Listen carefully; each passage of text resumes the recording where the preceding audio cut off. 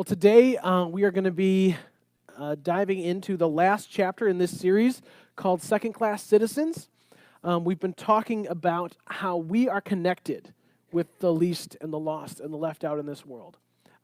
We often like to think about how there's those of us who lead safe, happy, uneventful, normal lives, and then there's all the other people, right, who have problems. And we've been talking about them this whole month. Kind of the left out kind of people that are just the garbage of our society. We talked about prisoners. We talked about orphans. And today we're going to talk about those who are experiencing homelessness. Mark Ray had the kind of life that many people dreamed of. He lived in New York City as a busy actor and photographer, and every day he would live right alongside the rich and the famous and the beautiful. Wealthy elite folks shooting fashion shows, and he'd land small speaking roles in TV and movies. And one more thing, he was homeless the whole time. By day, Mark Ray would seem to be just like everyone else, and at night, he made his home on a rooftop in the East Village. He lived that way for 6 years because the work that he got, though it was high profile, it didn't pay a ton, not as much as you'd think. And it was during the Great Recession, too, so there just wasn't enough work to go around and not enough affordable housing in New York City. And Mark said that the shame that came along with his double life was overwhelming. You can believe that, right? He felt like he'd done something to deserve his homelessness, like he wasn't worthy to have the life that he dreamed of. Just imagine that. Imagine working and living right next to someone who was living on the street. Most of our stereotypes about individuals experiencing homelessness aren't as true as we'd presume. Yes, there are people with addictions and mental health issues out there, but many of the people without a place to stay tonight won't be pushing a shopping cart down the street or standing at an intersection with a cardboard sign. They'll be invisible, hiding in plain sight, ashamed to look for help, ashamed to let the world know about their struggles. There's an invisibility that comes with the experience of homelessness when you don't have a place to belong. It can feel like you don't belong anywhere, like you're a ghost, wandering through the earth, wondering if you'll ever belong anywhere, ever again. And this feeling of invisibility, it's a feeling that many of us encounter in small ways throughout our lives, too. You don't have to be homeless to know what I'm talking about. Your first day at a new school, or maybe if you've ever traveled to a foreign country, the experience of losing a job, losing a friend, ending a marriage. All those experiences can leave us with that same feeling that we just don't belong anywhere. Do you know what I'm talking about? Like there's something wrong with us, and it's not just our circumstances, right? Our circumstances can lead us to feel that we are adrift and hopeless.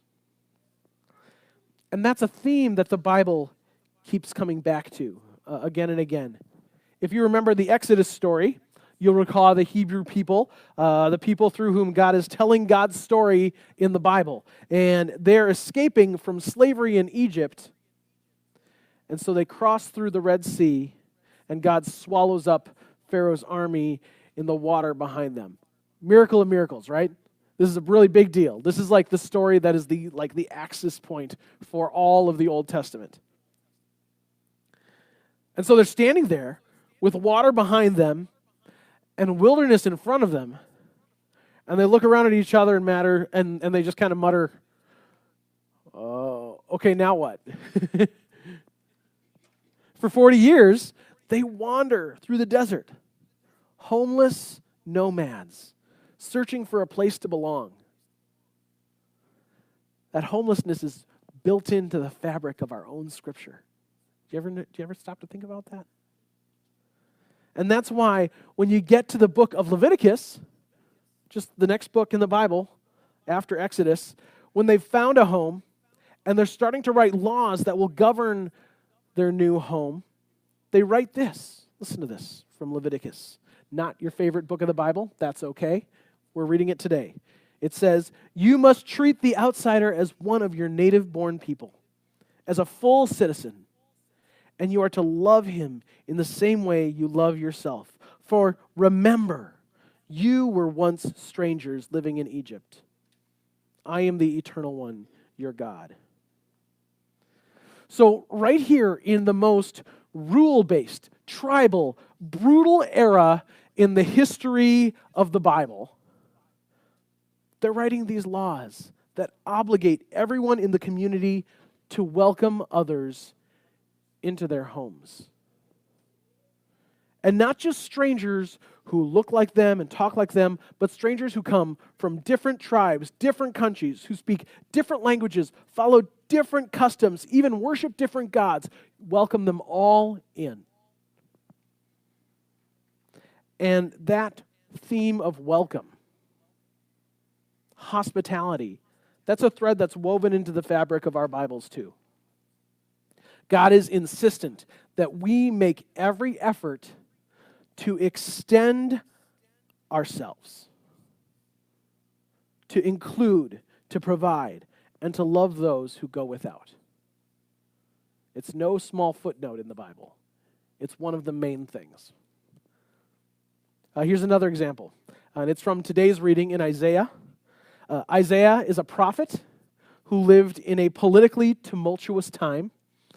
The leaders of his nation had been so wicked for so long that they had led the nation toward ruin. And judgment was on its way, and everyone could see that terror coming from the powerful nations to their east. And in times of trouble, what's your first instinct? Self-preservation, right? When things aren't going well, you hunker down and you figure out how to keep yourself safe. People started hoarding. They closed their doors to the people who needed them. Remember Exodus? Remember Leviticus? Yeah, they're shutting their doors and saying, "Nuh-uh, it's not a safe time to be welcoming." They cut themselves off from the kind of generosity and hospitality that was so central to their own Holy Scripture. It was a mess of political upheaval, selfishness, and greed. Boy, I'm glad I don't live in a place like that. So anyway, it's a world like that into which Isaiah spoke these words. "Is not the kind of fasting I have chosen to loose the chains of injustice and untie the cords of the yoke." The yoke is something that ties oxen together and they can't get away. "To set the oppressed free and break every yoke. Is it not to share your food with the hungry and to provide the poor wanderer with shelter? When you see the naked, to clothe them, and not to turn away from your own flesh and blood. Then your light will break forth like the dawn, and your healing will quickly appear. Then your righteousness will go before you, and the glory of the Lord will be your rear guard. Then you will call out, and the Lord will answer. You will cry for help, and he will say, 'Here I am.'" Isaiah is making it pretty clear. Even in the midst of your shaky, unsteady world, the holy task of caring for the needy is still on you. People were fasting in Isaiah's day. They were skipping food for a meal or for a day in the hopes that God would see how awesome they were being and bust through the clouds and show up and save them from their enemies. That God would kick down the door like a TV FBI agent and just say, "I got this. Don't worry about it," because they're fasting, because they're skipping meals. But what God is saying is, don't just skip eating. Give that food away to someone who needs it more than you do. God is saying through Isaiah here in this passage, your religious practices don't mean nearly as much to God as practicing generosity and hospitality. If you don't have those things undergirding your religious practices, then it's just empty talk, religious mumbo jumbo. And Isaiah says that when you do that, when you live generously, even in the middle of your stress and your lack, that God will show up. If you're scared of coming darkness, your deeds will shine light into your home. If you're scared of attack, Isaiah says, the Lord will be your rear guard. God's got your back. Literally, that's what he's saying. Because when you're caring for the poor and the stranger and the homeless, you're living the way God planned you to live. But Isaiah's not even done yet. He's like, God, he's got more. Here it comes. Buckle up. If you do away with the yoke of oppression, so if you stop being the oppressor, right? He's talking to the people who have plenty and saying, if you stop living your lives in ways that keep others on the margins, all right? If you do away with the yoke of oppression, with the pointing finger and malicious talk, if you spend yourselves in behalf of the hungry and satisfy the needs of the oppressed, then your light will rise in the darkness, and your night will become like the noonday. The Lord will guide you always. He will satisfy your needs in a sun-scorched land and will strengthen your frame. You will be like a well-watered garden, like a spring whose waters never fail. Your people will rebuild the ancient ruins and will raise up the age-old foundations. You will be called repairer of broken walls, restorer of streets with dwellings. So first I want to say that this is just beautiful poetry, right? Like, that's when we come to a passage like this, like much of the Bible and much of the prophets, anytime it's in those little short lines, the first thing you do is take it in as beauty. Take it in as poetry and allow it to speak to you on that level before you start pulling out your concordance and picking apart which word means what in the Hebrew or whatever, all right? Let it affect you, because that's what it was trying to do to the first audience, was affect them. Beautiful poetry. And we could just stop there. But I won't. The images of God strengthening your frame, right? Of making you a well-watered garden. Isn't that something that we all want? To have that sense of health and wholeness, that we can, that rich imagery of vitality and plenty. And what do we do to receive this strength and this plenty from God? It's right here. Verse 10 says it. Spend yourselves in behalf of the hungry and satisfy the needs of the oppressed. Now that's pretty counterintuitive, right? Right? When we're under stress, we hunker down, we look out for number one. But often that leads to a lot of self-seeking and self-centeredness that then gets distorted back on itself. So today, if you feel like your life is hanging by a thread, if you feel like there are threats on every side, looming in the distance, like the people of Israel waiting for the oncoming attack, if you feel like the walls of your life are going to crumble down around you, and I know that that's some of us here today. Well, you're just like the people Isaiah was writing to. And his advice to you would be the very same as it was to them. Take your eyes off your own problems and do the thing you were made to do. Show generosity and hospitality and just watch how God shows up. You know, it's easy to talk about the homeless population, how they feel invisible because they hide away. But it's harder to talk about how the homeless population is invisible because of how we look away. We're so focused on our own individual, isolated lives. We're focused on appearances and the images on a screen, and we never see the gift that is right in front of our faces in these people who are created and beloved by God. Because the problem of homelessness isn't their problem, right? It isn't someone else's problem. It's everyone's problem. It's our problem. Let me explain. Homelessness is our shared problem because as long as we live in a community with homelessness, it isn't the community we want it to be, right? Wouldn't you prefer to live in a community where everyone had a safe place to sleep tonight? I know I would. But there's more, because there's something about the way that we have decided to live as a society that allows some people to fall through the cracks. There's something about the way that we have built the way we live together in this world that makes big potholes that some people just fall into.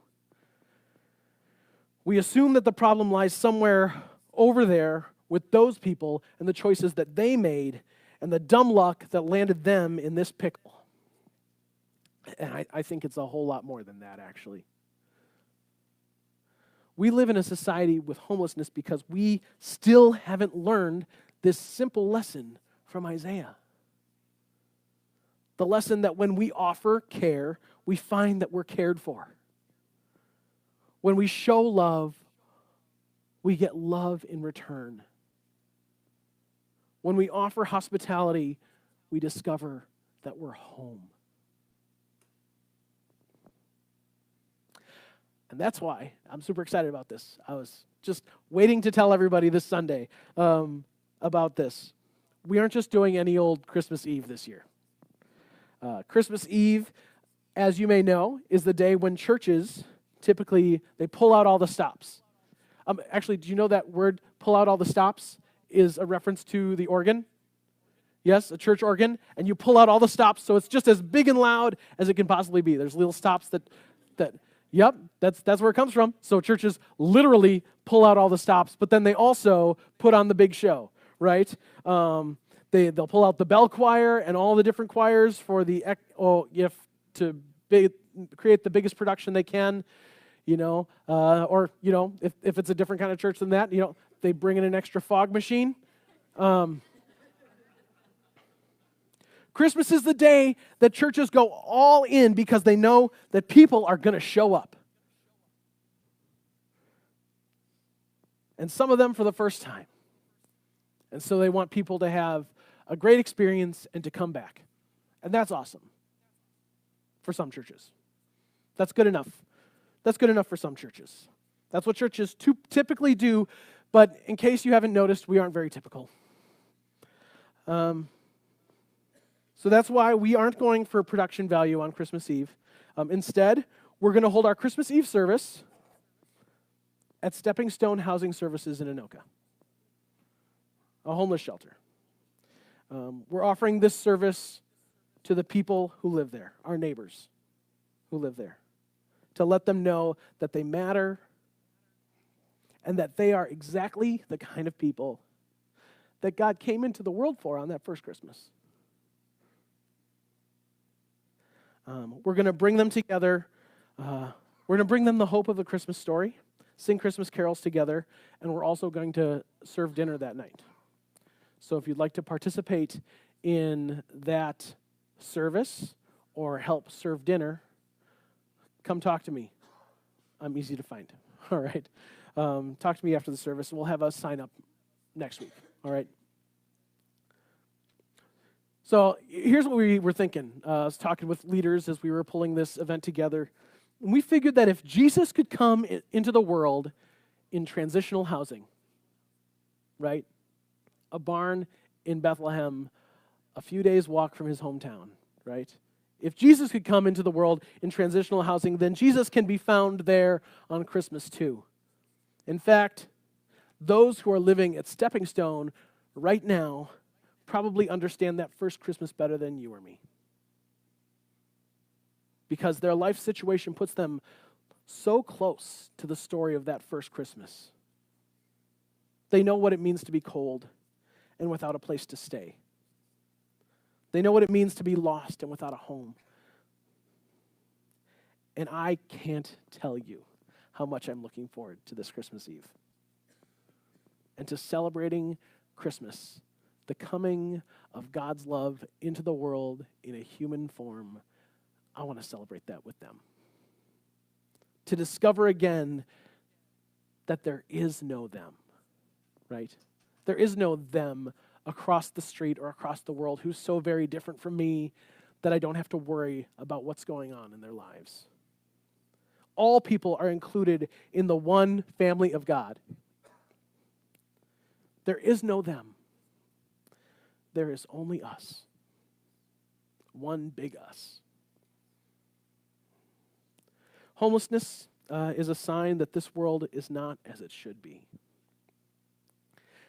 And spiritual homelessness, whether it's brought on by your life circumstances or your own quest for faith, spiritual homelessness is a sign that the world is not as it should be, too.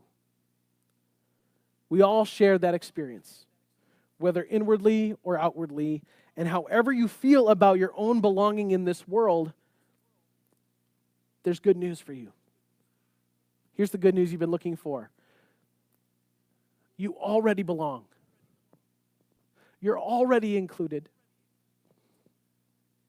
You're already loved. You're already home. And God's love becomes the home we live in when we embrace it not just as an idea, right, that we all agree with and say, I believe these beliefs along with other people. But it's when we live out God's love as the source of life that we need. It isn't easy, but it's possible when we come together as God's family. We gather around the table together. We throw open the doors and welcome the world in through generosity and hospitality so that everyone knows that they can be home. Pray with me. God, we turn our hearts to you. This week we spend time with those we love in our homes of all different shapes and sizes. We sat around tables of plenty and celebrated your great blessings. And today, we ask how we can be a blessing to others. We ask how we can turn around and face a world that's hurting, where there are so many who go day to day feeling unloved, unwanted, unworthy. And we ask that you would grant us a kind of generosity and hospitality that could only come from you, fueled by your unstoppable love. Stir within us today the courage and the energy to be your hands and feet in this world, to open our doors and our hearts to every single one of your children. Amen.